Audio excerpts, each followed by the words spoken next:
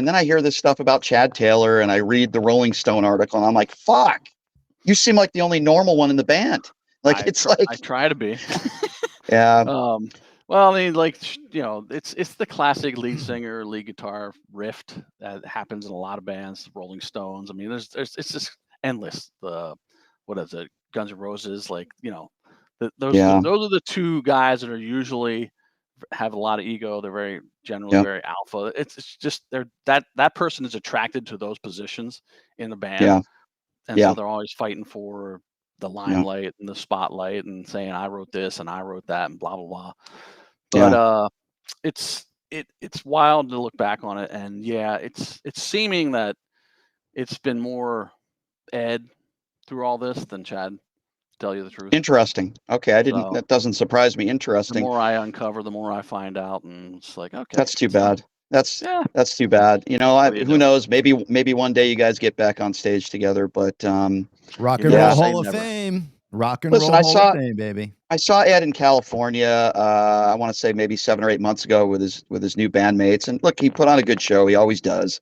Yeah. But the best show I ever saw was when you guys were on your Throwing Copper tour. I'll give you the quick 1 minute story. First song I heard was Selling the Drama.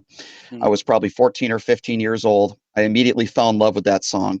Saw you guys MTV Unplugged, which was just incredible. And then I saw you guys in Hartford, Connecticut at the Meadows Music Theater.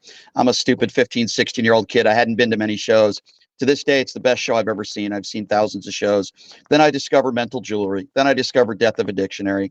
No, Um, nice. Throwing Copper is probably the only album I could listen to front to back just because I have horrible ADHD. So, but the Throwing Copper, and then I'll always remember this, Chad, because we're both kind of old, but I bought the cassette tape of Secret Samadhi. I took the day off from school.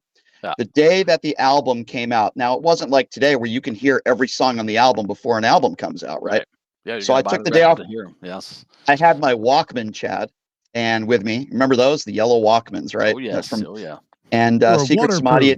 Yeah, exactly.